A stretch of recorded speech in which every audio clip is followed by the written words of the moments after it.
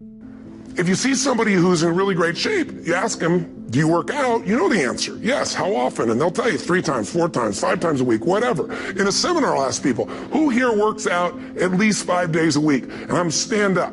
And you look around that room, and you know that they work out 5 times a week because you can see their body. You don't just get a result without some kind of action, without some form of ritual. Ritual meaning actions you do consistently. Now, do you think those people that are out there working out 5 days a week, do they have more time than you do? Or I have, or anybody else? Of course not. Is their life less busy? Of course not. It's just a must for them. They must work out that way, and they've made that turn and their life changed. So I'm not saying you have to work out 5 days a week. I'm just saying whatever you really want, wants don't get met consistently. Standards do. Whatever you identify, this is who I am. And so it's not so much about changing your identity as there's expanding it. You know, deciding that, you know, instead of your goals to lose 10 pounds, which is not compelling, what if your vision was to get back to my fighting weight? You know, this year, this month, this next 90 days, I'm going to transform my body. I'm going to take on a new challenge. I'm going to find some technique or strategy, there's a million of them, that can reframe myself where I want to feel younger, stronger, more vibrant than ever before. Here's my reasons. Because I want the energy to really make my life work. Because it's tough out there and I want to be stronger than I've ever been before.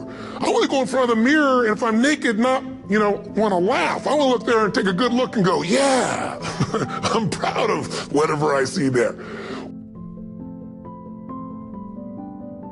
I think the number one way most people do with their emotions is they try to avoid them. By the way, how effective is that? No.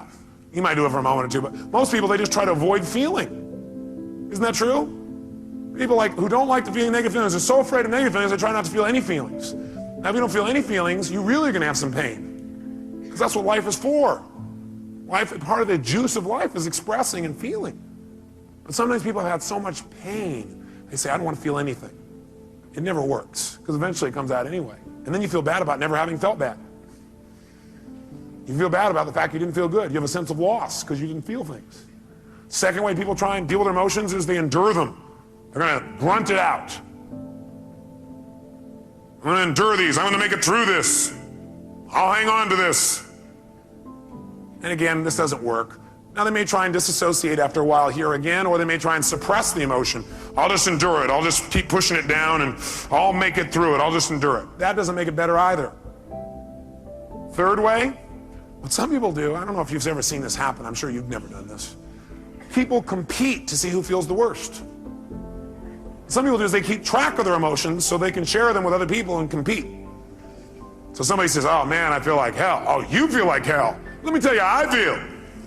You think you got a problem, let me tell you my problem. You think you got the biggest problem, check out my problem. It stands out to here. And people sit there and try and argue about who's got the worst problem. Right? Or the fourth thing that I don't have up there that I'd say, the fourth thing that people do is try and share their pain, share their problem. They think, oh, I can get rid of my emotion by sharing it with others. So they try and get other people to feel bad too. That way we'll be friends. We can share in the pain together. We must love each other. Are these very intelligent ways to deal with your emotions, yes or no? No, you don't want to avoid them. You don't want to endure them. You don't want to compete for who's got the biggest and worst emotion. Try and make yours worse than somebody else's. You don't want to share them. Make them feel bad too. What a friend you are. Instead, what you want to do is step 5. Learn from them and utilize them. You want to learn from them and utilize them. Now, in order to learn from them and utilize them, in order to change an emotion, we have to change what something what's to us. Starts with an M. We have to change what something what? Means to us. When we change what something means, we transform our emotion. We have a transformation. Does that make sense? In other words, if I'm feeling really upset about something, I'm angry, angry, angry. Do I have to communicate that to get off my anger? No, not necessarily. I'm angry because of the meaning I linked up. What if I change what it means in my head and I realize, hey, that's not what it means? Then will I feel angry, yes or no? Yes or no? If I'm really angry about something, I'm angry because of what I've linked up to it. I'm saying, well, I'm angry because they did that and that means this. But if I really analyze it and I look at it for a while and I go, God, that's a bunch of crap. It doesn't really mean that. Then I've transformed my feeling. Do I now have to go to that person and say, what you did made me angry? Yes or no? Yes or no? No, because I don't have that feeling. I truly don't have it. I'm not suppressing it. I've transformed it. Suppression, however, is when you keep the same meaning. That you keep the same meaning. You're upset about something and you keep the same meaning. You don't change the meaning. All you try and do is stuff the emotion. You try to pretend it's not there. That's suppression. You don't have to change your life. All you have to do is find somebody with a lower standard and you'll feel good about yourself. But if you feel that good feeling, it's an illusion. The only thing that's going to make you happy, my friend, in this year or any other, is to step up. It's to raise the standard. It's to discover what you're capable of and feel that incredible power of pushing through whatever's holding you back and get to the other side of more of your true self. That's what this game's all about. And look at the best of the world in anything. Tiger Woods, what's his vision? To win golf tournaments? No, to be the best that ever lived. That's his goal, that's his vision. But here's what's interesting, he backs it up with rituals. If you just have a vision and you don't have the rituals, stop lying to yourself. His rituals are, he started doing things nobody did before. He went and started lifting weights. Golfers lifting weights? No way. He went out and he changed his swing when he was the best in the world, because he realized in order to be the best that ever lived, he was gonna have to change his swing. If you know anything about golf, you don't change your swing when you're the best. And he went and retrained himself because he has different rituals than other golfers. Now many people are modeling his rituals to get better. It's amazing. You know, you look at somebody like Michael Phelps, the 2008 swimmer, won only 2 people I think in history, if I remember correctly, that have gotten 7 gold medals in one session. And here's a guy, he's got number 6 under his belt and he's exhausted and he's going in for that final swim. I'm sure you remember. And how does the guy win? By 1/100th of a second. What would you need to do differently each morning if you're going to be that kind of energy, that kind of strength? How often would you work out? What days would you work out? What time? A ritual is something you do consistently, usually at a specific time, so it becomes automatic.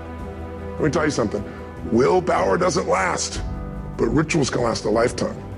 I bet you have some rituals in your life right now you've been doing for years, even though some of them don't serve you. I'm just saying, wake yourself up. If you want a new year and a new life, you don't need to start on January 1st. Start today. Start with this little video. And just begin to see what happens and see how easy it is to just do a few little rituals. Don't do them all, just do 2 or 3 new things. And you know what happens? You'll get momentum. Because once you discipline yourself in one area of your life, you feel yourself doing it in other areas as well. And I always say something that my original teacher taught me. I always remind people, there's always 2 pains in life. There's the pain of discipline, or there's the pain of regret. And discipline weighs ounces, as my friend Jim Rohn taught me. Regret weighs tons. You don't have regret. So right now, what do you want to change? What's it really like? What are the rituals that got you there? That'll take a little homework. If you're not sure, ask the people around you. They'll tell you what your rituals are. What do I really want in depth? What are the rituals that'll get me there? And then get yourself to start a few of those actions and lock them in place. So if you keep the same negative emotion, you don't change how you feel about it, you just try and pretend it's not there. That's suppression, and that's when you get in trouble. So our goal is not just to take things and not suppress them and just express whatever we feel, because if you just go express whatever you feel and you don't think it out, are you going to always communicate well, yes or no? No, in fact, you may say things later on you'll regret in the heat of the moment because you were in state. So what you first want to do is see if you can transform it, honestly and sincerely, and if you can't, then your goal is to get someone to help you to transform it. Go to the source and get the source to help you to transform this. So you know what? I felt this way about this. I made up this bizarre meaning. I know it's not true because I know who you really are. But this is like a crap I did in my head. Can you help me? I need to change this. Can you give me some more information or some feedback or help me to clarify this thing? Because I kind of screwed this up in my brain because I know that's not what you meant. That's what I did inside my head. Can you help me out? Is that different than, you know something? The other day when you did this, I felt this, which by the way implies what they did made you feel something. Is that true, yes or no? Does anybody do anything and make you feel something? Yes or no? Yes or no? Absolutely not. Absolutely not. Now you have a right to feel the way you feel, but that isn't true that it's actually what made you feel that way. You chose to make yourself feel that way. You communicated that to yourself. So instead of saying, when you did this, that made me feel this, that's implying that somebody made you do something, and that takes responsibility away from the one person who can change your life, meaning you. So I request in the future this. Nothing wrong with any of that. What we want to do is enhance it. The way we want to enhance it is come from the place of, I'm communicating because I want to transform something and I'm responsible, not them. You know, I need your help. I need your help. The other day when this thing happened, I used that to interpret that to mean this. And I know it's not true because I know who you are. I need some clarity. Can you help me out? I got to clean this up in me. Who's responsible?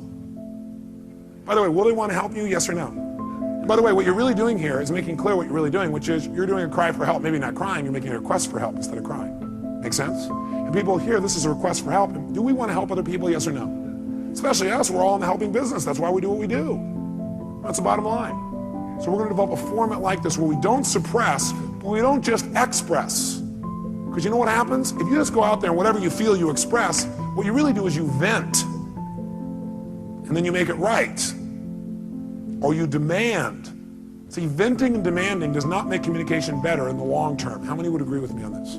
Passion will take you where nothing else will ever take you. It'll give you that decided edge. It'll help you to stand out. You gotta love it. It's gotta be what you are supposed to do. And I'm not getting the opportunity. It might require getting up and working out 3.5. It might require you saying no to your friends. It might require you changing your diet. It might require you moving to another city. You ain't got to start with wealth. You ain't got to start with your parents graduated. It's not the hand that you dealt. It's how you play your hand. When people die or people get sick or something happens in your life. I do have one very special friend, though. If I was stuck in a Mexican jail and accused unduly, I would call this friend. Guess why I'd call this friend? He would come and get me. Another key is learning to separate majors from minors. That's high on the list. Making sure you don't spend major time on minor things. This is why you need to think on paper, put your game plan on paper,